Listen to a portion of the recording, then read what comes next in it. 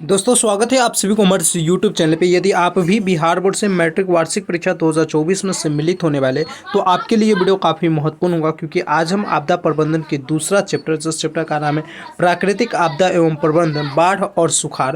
Basically इस chapter में आपको क्या पढ़ना रहता है, तो खास करके बाढ़ के बारे में और सुखाड़ के बारे में, कि बाढ़ आता है तो इससे हम कैसे बच सकते हैं, ज़्यादा सुखाड़ भी आ जाए तो इससे हम कैसे बच सकते हैं, सुखाड़ क्यों नहीं आना चाहिए, इन सब के बारे में आपको पढ़ना पड़ता है। आपदा प्रबंधन पढ़ रहे हैं तो आपको मालूम ही होगा कि हमें मुख्य रूप से यही सारा चीज़ों के बारे में जानकारी प्राप्त करना रहता है। यह कुछ इस चैप्टर में जितने भी क्वेश्चन है काफ़ी वीवीआई क्वेश्चन है। जैसा कि मैं कल की वीडियो में जो क्वेश्चन कराया था वो काफ़ी वीवीआई क्वेश्चन सब था, पर देखिए कितना वीवीआई क्वेश्चन है। ऐसे ही आप समझ सकते हो कि बहुत बार एग्जाम में पूछे जाते हैं। पहला प्रश्न क्या करें, नदियों में बाढ़ आने का प्रमुख कारण क्या है। नदी में जो बाढ़ आता है इसका प्रमुख कारण क्या हो सकता है। ऑप्शन में जल की अधिकता, जल अगर अधिक बढ़ जाए तो इससे नहीं होगा। वर्षा की अधिकता से भी नहीं होगा, उपरोक्त में से कोई नहीं। यहाँ पे करेक्ट आंसर बी हो जाएगा कि नदी की तल में अवसाद का जब जमाव हो जाएगा तब है ना नदी में बाढ़ आ जाएगा। ठीक है, इसलिए करेक्ट आंसर आपका एक का बी हो जाएगी। अगले नंबर प्रश्न पे चर्चा करेंगे आप सभी के साथ।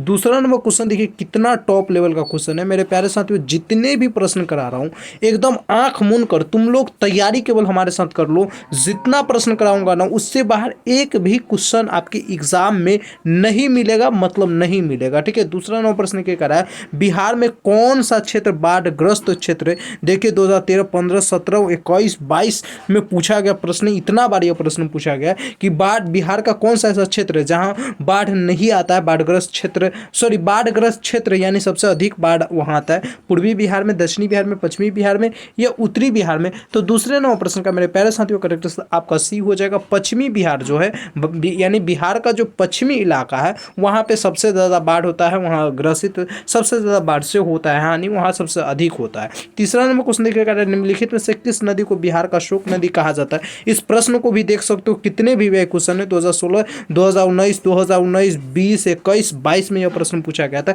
इन सारे प्रश्नों का पीडीएफ भी मैं डाउनलोड करना सिखाता हूँ विथ आंसर के। ठीक है, तो कैसे डाउनलोड करना है आज की इस वीडियो में सीखेंगे ये भी, तो आप लोग वीडियो को शुरू से लेकर लास्ट तक देखिए। तीसरा नंबर, निम्नलिखित में से किस नदी को बिहार का शोक नदी कहा जाता है। तो बिहार का शोक नदी जो है यह कोसी नदी को कहा जाता है। करेक्ट आंसर आपका सी हो जाएगी। क्वेश्चन है 4 नंबर प्रश्न की बाढ़ क्या है। तो बाढ़ एक प्रकार का कल है आपदा के बारे में बता रहे थे कि आपदा किसे कहते हैं, प्राकृतिक आपदा किसे कहते हैं, मानवीय आपदा किसे कहते हैं। तो मानव जनित आपदा यह है नहीं, सामान्य आपदा है नहीं, यह हो जाएगा प्राकृतिक आपदा। करेक्ट आंसर आप सभी क्या बताओगे, 4 का ए करेक्ट आंसर हो जाएगी।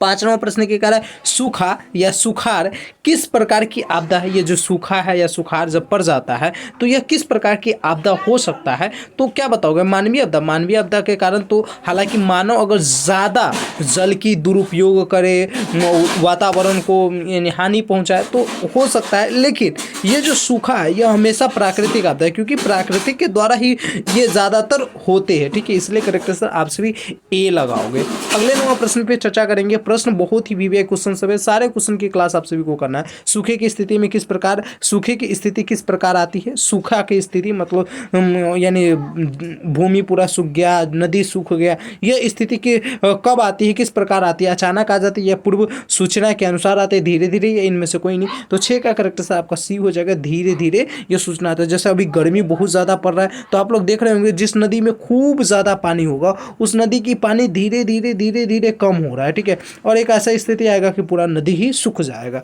तो ये होता है, तो इसलिए करेक्ट आंसर आप सिर्फ क्या बताओगे, सी बताओगे। अगला क्वेश्चन देखिए यहाँ पे 7 नंबर प्रश्न का, सूखे के लिए जिम्मेवार कारक कौन है। वर्षा की कमी, भूकंप, बाढ़ या ज्वालामुखी क्रिया। तो सूखे के लिए जिम्मेदार कारक क्या हो सकता है। तो 7 का करेक्ट आंसर आपका ये हो जाएगा, वर्षा की कमी। जो भी छात्र छात्रा हमारे व्हाट्सएप तथा टेलीग्राम ग्रुप में नहीं जुड़े, बाबू व्हाट्सएप तथा टेलीग्राम ग्रुप का लिंक आपको डिस्क्रिप्शन में मिल जाएगा, वहाँ पे आप लोग हर हाल में ज्वाइन हो जाइए, क्योंकि वहाँ पे आपको यानी पूरा पीडीएफ सब कुछ बिल्कुल फ्री में पढ़ाया जा रहा है। तो आप लोग एकदम हमसे तैयारी कर सकते हैं। अगला प्रश्न देखिए यहाँ पे कह रहा है 8 नंबर प्रश्न, सूखे से बचाव के लिए एक मुख्य तरीका क्या हो सकता है। सूखे से बचाव के लिए एक मुख्य तरीका क्या हो सकता है। तो 8 का करेक्ट आंसर आपका बी हो जाएगा, वर्षा जल संग्रह करना। क्या हो जाएगा, वर्षा जल संग्रह करना। करेक्ट आंसर आपका बी हो जाएगा। वर्षा की जल को अगर हम संग्रह करते, इकट्ठा करते तो फिर सूखे की स्थिति नहीं आ सकता है, इसलिए करेक्ट आंसर आपका बी हो जाएगी। बार बार मैं सी लिख रहा हूँ, लेकिन इसका करेक्ट आंसर बी हो जाएगी।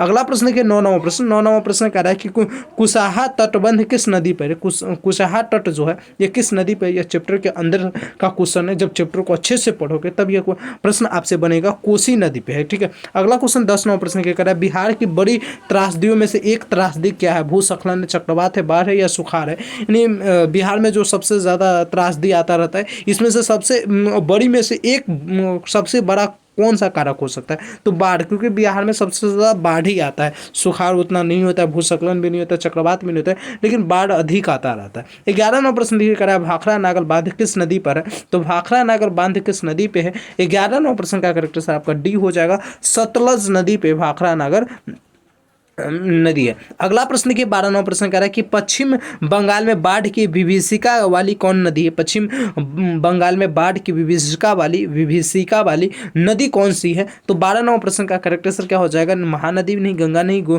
दामोदर नदी। कौन सा नदी हो जाएगा, दामोदर नदी। करेक्ट आंसर आप सभी ए बताओगे। क्वेश्चन देखिए यहाँ पे प्रश्न कह रहा है 13वां प्रश्न कि सतलज नदी पर कृत्रिम जलाशय से बनाया गया सरदार सरोवर, पंत सागर, गोविंद सागर, नागा अर्जुन सागर। तो आपके 13वां प्रश्न मेरे प्यारे साथियों करेक्ट सी हो जाएगी, गोविंद सागर। क्वेश्चन है यहाँ पे 14वां प्रश्न कह रहा है कृषि सुखाड़ होता है। कृषि सुखाड़ क्यों होता है, कितना भी भाई क्वेश्चन है, देख सकते हैं पिछले बार के, अब की बार के भी एग्जाम में यह प्रश्न पूछा गया था कि कृषि सुखाड़ क्यों होता है। तो 14 का करेक्ट आंसर आपका बी हो जाएगा, मिट्टी के नमी के अभाव के कारण। क्या होता है, मिट्टी के नमी के अभाव के कारण। क्वेश्चन 15वां प्रश्न कह रहा है कि बाढ़ से सबसे अधिक हानि होती है। बाढ़ से सबसे अधिक किस चीज की हानि होती है। फसलों की हानि होती है, पशुओं की, भवनों की, इनमें से सभी।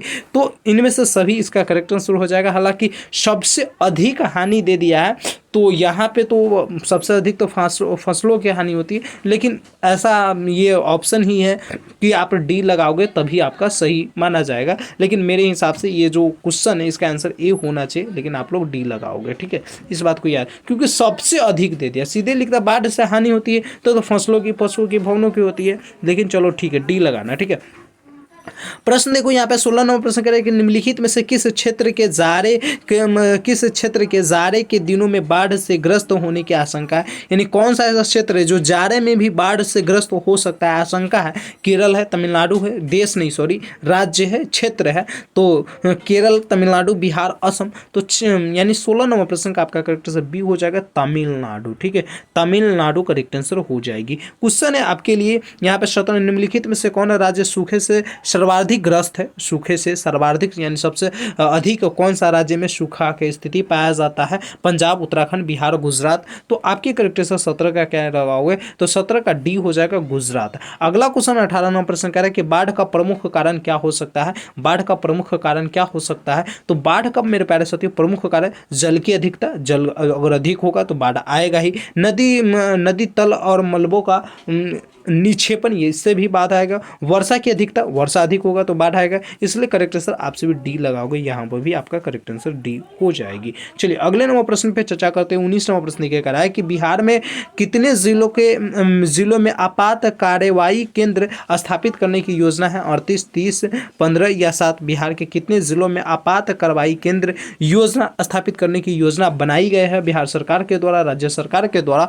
तो आपके 19वां प्रश्न का मेरे प्यारे साथियों करेक्ट आंसर क्या बताओगे, ये बताओगे 38 जिलों में आपात कार्रवाई केंद्र स्थापित करने की योजना है। कि मतलब यानी अगर आपातकालीन आता है, आप कोई मतलब कभी बाढ़ आ गया, कभी कुछ भी हो गया, तो प्राकृतिक आपदा प्रबंधन की एक टीम होता है, ठीक है। उस टीम को गठित करने की पूरे जिला में इसकी योजना बनाई गई है। धीरे धीरे इसकी हो भी रही है, बहुत सारे जिला में अभी नहीं है, तो धीरे धीरे हो जाएगा। आपदा प्रबंधन का प्रमुख घटक कौन है। आपदा प्रबंधन का प्रमुख घटक कौन है, तो 20 नंबर प्रश्न का करेक्ट आंसर आपका डी हो जाएगा। इनमें से सभी करेक्ट आंसर बताओगे। चलो स्थानीय प्रशासन भी है, स्वयंसेवी संगठन भी है, गांव मोहल्ले के लोग भी, आपदा प्रबंधन का प्रमुख घटक, ये सभी हो जाएगा। 21 नंबर प्रश्न करा, आपदा के समय कौन सी समस्या संचार को में बाधक होती है।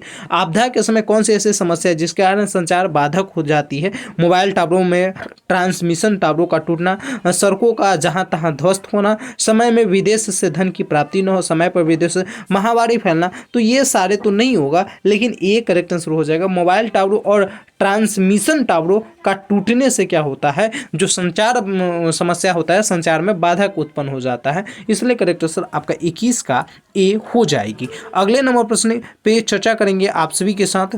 टोटल इस चैप्टर में हम 28 क्वेश्चन लाए हुए, जो काफी टॉप लेवल का क्वेश्चन, इसलिए टोटल क्वेश्चन की क्लास देकर ही आपको जाना है।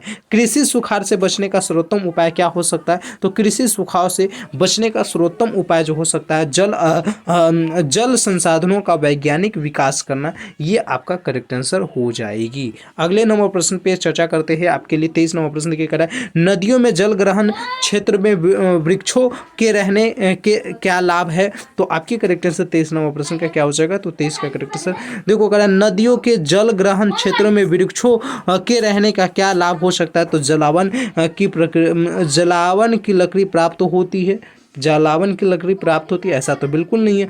पशु का चारा मिलता है, बिल्कुल नहीं। प्राकृतिक सौंदर्य बढ़ता है, इससे भी नहीं हो सकता है। लेकिन बादल आकर्षित होते हैं और वर्षा की संभावना बढ़ जाती है यदि नदियों के जल ग्रहण क्षेत्र में वृक्ष है, तो यह लाभ हो सकता है, क्योंकि बगल में वृक्ष है और अति होगा तो ये वर्षा होगी, तो वर्षा होगी तो अच्छी बात है, तो ये लाभ है। ठीक है।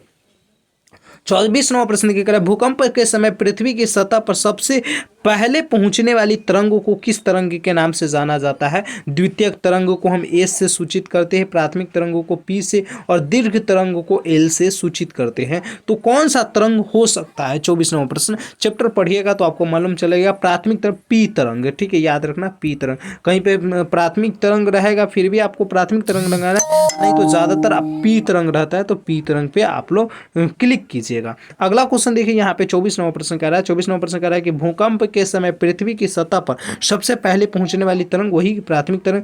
बिहार निम्न में से किस भूकंपीय पेटी में आता है? बिहार जो है निम्न में से किस भूकंपीय पेटी पे, यानी जोन में बांटा गया, जोन 1, जोन 2, जोन 3, जोन 4, इस प्रकार से बांटा गया है। तो आपकी 25वां प्रश्न का करेक्ट आंसर क्या हो जाएगी? तो 25 का करेक्ट आंसर आपका सी हो जाएगा, जोन 3 में आता है, जोन 3 में आता है। अगला क्वेश्चन देखिए यहाँ पे 26 नंबर, भूतल और वह केंद्र जहां भूकंप तरंग का सर्वप्रथम अनुभव होता है क्या कहलाता है? यानी जहां पे हमें भूकंप का अनुभव होता है वह तरंग क्या कहलाता है? वह जो केंद्र होता है वह केंद्र क्या कहलाता है भूतल का, यानी पृथ्वी का वह केंद्र क्या कहलाएगा? तो आपके 26वां प्रश्न का करेक्ट आंसर बी हो जाएगा, भूकंप केंद्र कहलाएगा। अगला प्रश्न देखो 27वां प्रश्न। 27वां प्रश्न कह रहा है निम्न में से कौन सा क्षेत्र भूकंप या सुनामी से अधिक प्रभावी होता है? निम्न में से कौन सा क्षेत्र है जो भूकंप और सुनामी से अधिक प्रभावित होता है? तो 27 का करेक्ट आंसर आप सभी क्या बताओगे? डी बताओगे। पर वलित पर्वत के क्षेत्र भी, भूपटलीय दरार के क्षेत्र भी, महासागरीय गर्त भी, तो इसलिए करेक्ट आंसर डी हो जाएगा। इस चैप्टर का लास्ट क्वेश्चन है। क्वेश्चन कह रहा है निम्न में से भूकंप तरंग मापन यंत्र कौन है? भूकंप तरंगों को हम किस यंत्र से मापते हैं? ऑप्शन नहीं कह रहा है, बैरोमीटर नहीं, एनोमीटर नहीं, थर्मामीटर नहीं, सिस्मोग्राफ से मापते हैं। अब चर्चा करते हैं, यह जो आप चैप्टर की क्लास की है, मतलब बिहार बोर्ड कक्षा 10वीं आपदा प्रबंधन के दूसरा नंबर चैप्टर, जिस चैप्टर का आपका नाम था, क्या नाम था? प्राकृतिक आपदा एवं प्रबंधन, बाढ़ एवं सुखाड़। तो इस चैप्टर को जब हम पढ़े तो इस चैप्टर का हम ये सारे क्वेश्चन आंसर को कैसे डाउनलोड कर सकते हैं? आंसर के साथ पढ़ने में भी आपको आसानी होगा। तो क्वेश्चन आंसर डाउनलोड करने के लिए जो अभी मैंने क्लास कराया, इसका क्वेश्चन आंसर डाउनलोड करने के लिए आप सभी को क्या करना है? गूगल पे आना है। गूगल पे आने के बाद यहाँ पे सर्च वाले आइकन पे क्लिक करना है और सर्च करना है आप सभी को BSEBCAREER, ठीक है। इस प्रकार से BSB करियर लिखेंगे या सिंपल से bsbcareer.com भी आप सभी लिख सकते हैं। जैसे ही bsbcareer.com लिखेंगे तो आपको ये ऑफिशियल वेबसाइट खुल जाएगा। इस ऑफिशियल वेबसाइट को थोड़ा सा इस प्रकार से आप सभी को नीचे करना है, ठीक है। नीचे करेंगे तो आप सभी और थोड़ा सा नीचे करेंगे तो देखिए क्वेश्चन आंसर का सेक्शन मिल जाएगा, ठीक है।